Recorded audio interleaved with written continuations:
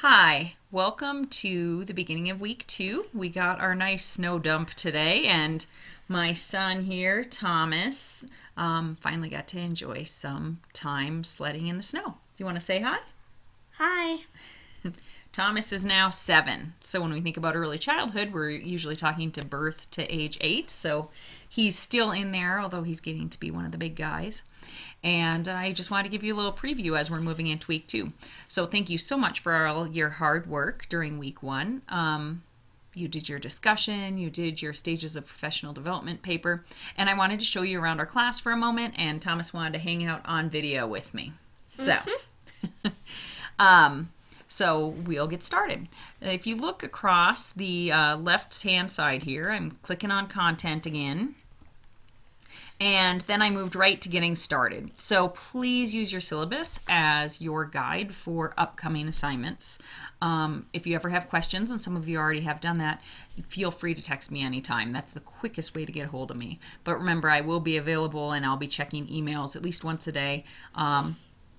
Basically Friday through Sunday, but Friday evening until Sunday evening, I try to give myself a break then. I want you to be able to do the same thing. Those might not be the same days, but find a day where you just unplug if at all possible, because you're working hard. I know you are. So most of us are all working day jobs, and many are parents or siblings or volunteers, and then, you know, have our hobbies and have everything else on top of it. So I'm really wanting you to work hard, but then also take time for yourself each week.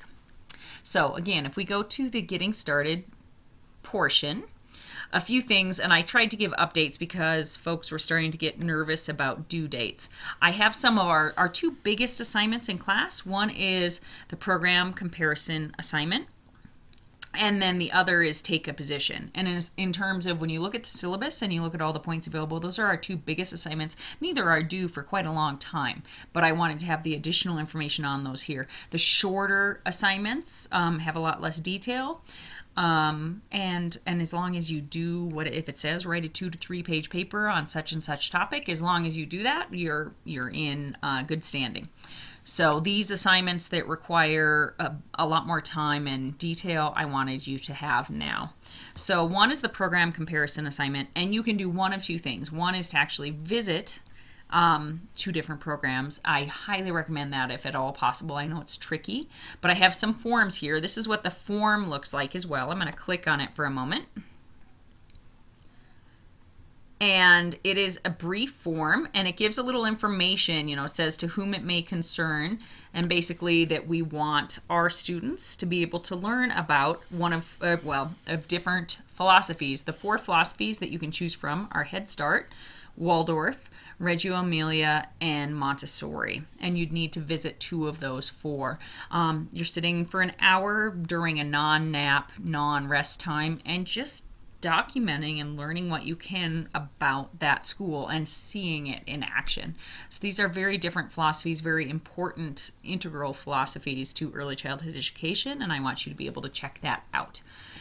So that's a little bit of a letter that explains to folks what you're doing.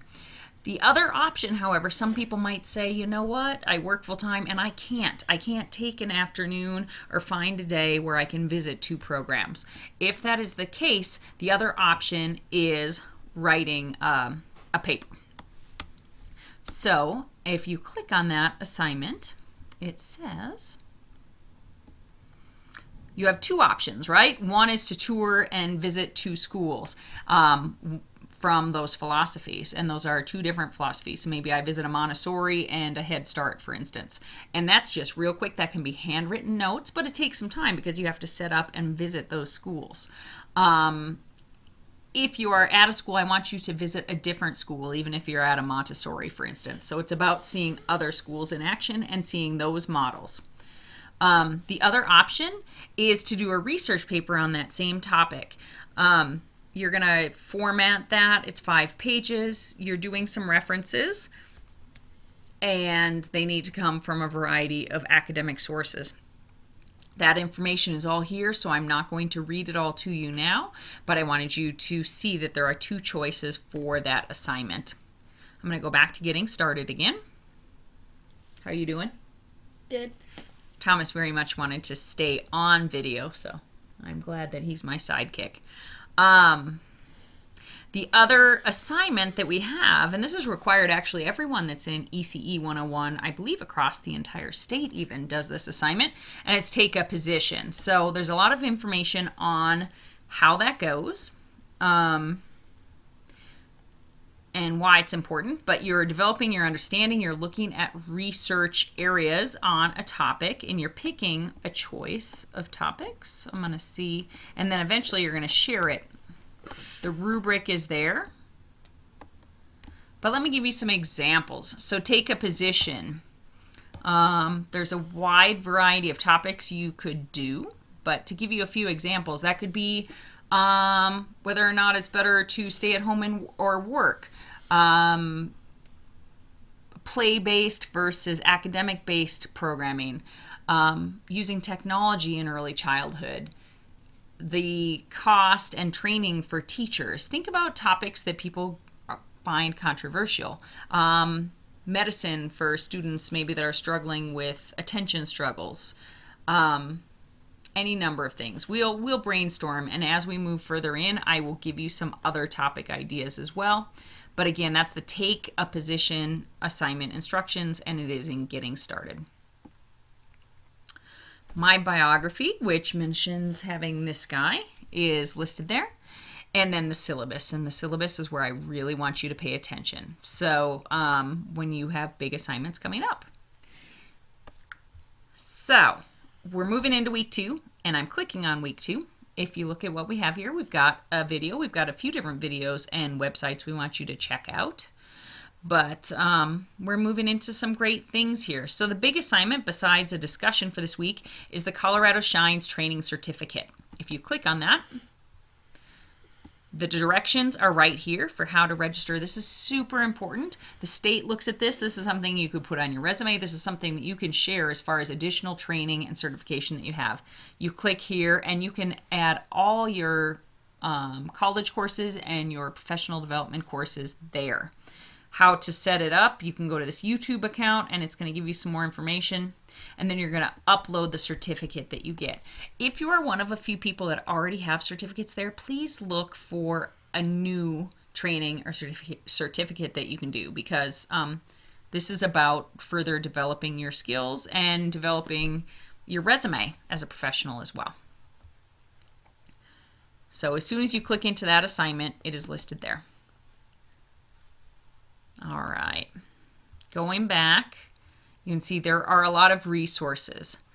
If you have not yet familiarized yourself with NAEYC, the National Association for the Education of Young Children, please do so. Really important. That is our professional organization for our field. Some Colorado education resources, professional codes of conduct. We talk a lot in the field of early childhood education on DAP, or developmentally appropriate practice. So just because something is happening at our schools doesn't mean that it's appropriate for a child's age and developmental level. So we want to understand that. Also the fact that we're mandatory reporters. So if you're a teacher, a counselor, a minister, a medical professional, if you suspect any type of abuse, we are legally and ethically mandated to make a report. You can remain anonymous. This is something you can do on your own, but just know, and those laws are there to protect children. And because years ago, those laws weren't there, there was a lot of unnecessary harm, sadly. So it's very easy. And again, sometimes they'll ask for your name and information, but do know that you can remain anonymous no matter what, and that is part of your responsibilities. And then we have some short video clips on those 4 areas that I want you to understand really well, because they're the cornerstone. When people start talking about what's your early childhood education philosophy, besides knowing some major psychologists or theorists, you need to understand a bit about what is Reggio Emilia, what's Montessori, what's Waldorf, what's Head Start. And a lot of teachers don't have that background, but we want to make sure that you do, because there are some really beautiful and important information to be gleaned from those philosophies, and that you can use in your practice, whether you're officially at one of those types of schools or not. I give a bit of a brief introduction to chapters 2 and 3 as you're reading those over, and then we've got our discussion about how the field has changed over the years. We've got such an awesome, diverse group, as always. So some of you are brand new and are young and new to the field. Some have been in the field for many years, and everything in between. So I very much so welcome you. I'm trying to think in our last 10 seconds here if my son Thomas wants to say anything. You want to say some of your biggest interests and hobbies? What are some of the things you like? Wrestling, swimming, taekwondo. Acting, theater? Yeah, acting. I do a couple plays. And one of the reasons why he likes to be on video with me now is why?